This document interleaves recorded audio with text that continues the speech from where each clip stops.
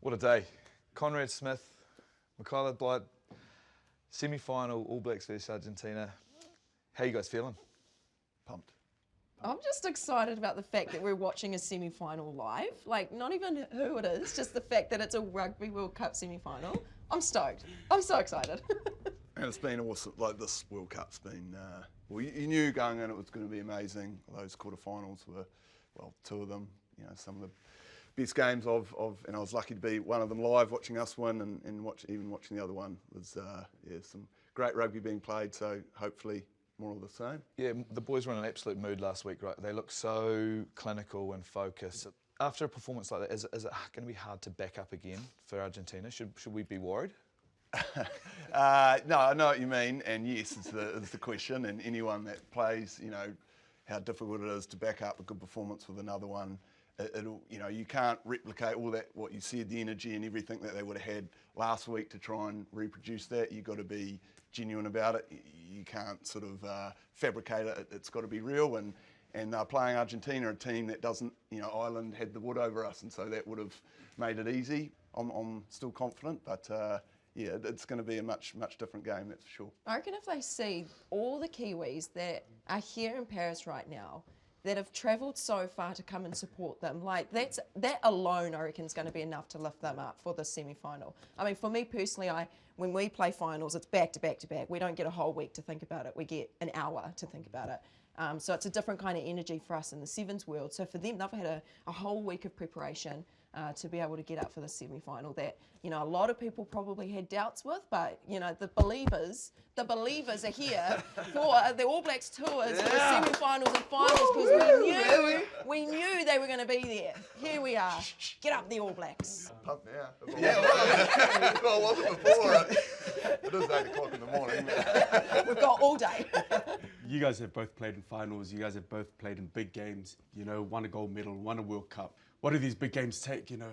The important thing in big games, you just narrow down on what you can do, what you can control, all that good language that you hear from coaches, but it's real. Like, you just think of what it's going to take to get to that feeling of holding the trophy and just focus on, you know, your little jobs each moment in the game, and that's ultimately what decides big games. It's just little parts. The bigger the occasion, the harder that is to do, but it's still you know, massively important. Essentially, it's the same game. It's still rugby, right? It's just a semi-final World Cup, but it's still the exact same game that they've known for years, they've played for years. If they can just stick to the basics really well, stop the momentum of Argentina, I think they've got it. Woke up this morning, there's a bit of rain out there. Does that change anything with the game? Does it help? I mean, that's one New team Zealand. That's New Zealand weather for you. I'm sure we'll be used to it. I always thought, you know, when it was wet, it focuses on the skills even more. So the more skillful team is going to prevail, and, you know, we'd back ourselves, obviously. Amazing. Two of Taranaki's finest. Thank you guys so much for joining us on the the front row show. Michaela Blyde, Conrad Smith, up the ABs. Up the ABs. And the necky. Hi everyone, as you may have noticed or not noticed, that I have been missing from the show the last couple of days because I'm back home here in Ruatoki, Slice of Paradise, just a small town out of Whakatane. There's not much, to be honest, a lot of animals, but what they do have is a TV for me to tune in to watch the All Blacks boys in the morning. I'm super pumped for the semi-final against Argentina. I'm missing everyone, but I will be tuning in 8 AM Saturday morning here in New Zealand, so up the boys! Is this the first time you've done your washing yourself since your wife went home? You already know that, LJ? Do you know how to work these washing machines? Yep. They're easy. It's an app that you download. It's an app? Yeah. Sorry, actually, I did do my washing before the family got here. Did you? Yep, in Toulouse. What about when you did it in Bordeaux and you left it in the washing machine and realised when we got to Lyon? A French courier is expensive. When you did it in Toulouse, is that when you dyed your white t-shirt and shorts blue? I didn't know that you had to put, I didn't realise you had to put all your... Oh. Gonzalo, tell me about Argentina. What do you think their chances are this Friday? Yeah, well, of course, when you play the All Blacks, you know that your chances are not huge, but it's a World Cup semi-final. I think they needed the performance against Wales. They were pool games were not perfect, but against Wales, that second half I think brought a lot of confidence. The level of belief grew a lot. So it's as always with the All Blacks, you have to be alive at halftime, because I think that in the first half they've been amazing. They put up a tempo, a pace that is tough to follow. But I believe, obviously, my heart is 100% with Argentina. You'll need match winners, right? In a big game like that, you'll need match winners. So who of the Pumas do you think can win the game? The Pumas lost Pablo Matera a couple of weeks ago. That was a big loss, but I think other guys took some leadership, because with Julian Montoya, that is the captain, Pablo has a big influence. I think a lot of experience and good leaders are coming from the bench. If you see the bench of Argentina, Agustin Crevi, Nicolas Sanchez, Matias Moroni, Matias Alemano, they are all guys that have a lot of experience, and if the game is still on, they can have some decisive roles. A statue of Napoleon, and it will be a war, okay? Yeah. So Argentina in a war like this, a battle, who do you think is going to stand up? I think all of them. I have no doubts that the 23 Pumas will be ready for a battle, and they will put the bodies on the line, and that's absolutely no doubts. They may win, they may lose. Maybe some set-piece moves won't work, but their hearts will be on that pitch on Stade de France. Oh, gracias, muchas gracias. Okay, mate. Thanks. So this isn't working. It's saying I'm in a virtual room.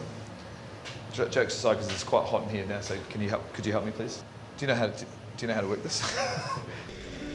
Racing 92 in Paris is where you'll find All Blacks try-scoring machine turned coach Joe Rokothoko. Goose. I knew the club for its pink bow ties and pre-game champagne in the 80s, and Joe, along with Dan Carter, got a taste of that in 2015. Just after we went on, had a warm-up and formalities, and a manager comes with a tray of champagne, and I was looking at Sauda Tedeschi and I was like, this is weird, why are we doing this? So, Racing has attracted plenty of big names. Chabal. Oh, Sebastian Chabal, the wild man. Wild man. Been there, and obviously we've seen Mertz. Mertz is a ball boy right there. Jonathan Sexton there. He lets you know really well if you're not doing your job. Dimitri, obviously. Sasiski.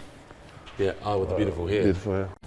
And speak of the handsome devil himself. Je m'appelle James. Enchanté. Yeah, you too. What do you put in your hair? I can say that in front of the camera. It's a secret. Okay. Yeah. But as a journalist, I wanted the truth. Thanks to my parents, my mother and my father. Oh, and don't forget Auckland fullback Brent Ward, who once threw this pass. I was at that game. I was on the bench, and we were lucky when the other side, because it would have hit us in the end. But we just went, oh my gosh. This place is impressive. The club has its own bistro, 3 rugby fields, wind power turbines, and the pièce de résistance. We're chicken farm here, man. You're joking. Good eggs. That's unreal. Yeah. I was also a fan of the sleeping booth. You can change the color, change the tone of the music inside to make you feel comfortable and get that quick power nap. But don't sleep on this Racing team. They are stacked. They've got French stars Cameron Woki and Gail Fiku, flying Fijians Josh Tuisova and Vinaya Hambosi, Kiwi Francis Saili, plus a World Cup winning captain. Sio Kalisi, the club is really excited to have him on board, especially with his leadership and something real he can add to this team. As for the All Blacks, this backs coach likes what he sees. They've got a strong drive. A lot of those guys have been hurting from the last World Cup. That example that they did against Ireland and the example they put in Italy, putting those 90 points against a Six-Nation team and making a mark to say we haven't gone anywhere, we're still here. Well, I'm not here anymore. I've got to go. Thanks, mate. We'll have lunch next time. We do, my bro. Get some fresh eggs as well. Yes, fresh eggs. I'd love that. Au revoir, Joe. Merci beaucoup. I'll buy my own soap. I want to put some coins in it, and I want to press start. As a Rugby World Cup fan, not as a Rugby World Cup player, what's your favourite memory? Is it like spending time with me here and like me becoming part of your family? Yeah, sure. Okay, that hit. Winning a World Cup when you're such a small country, does that make it more special? Some people sometimes don't know we're New Zealanders, but they know what the All Blacks are. And so there's a massive sense of pride within that black jersey and our team. How's that going? Is it going? It's actually starting to really piss me off. And now we've been down here and it's hot. And you keep asking all these questions and I just want to get the laundry done and go and have a coffee.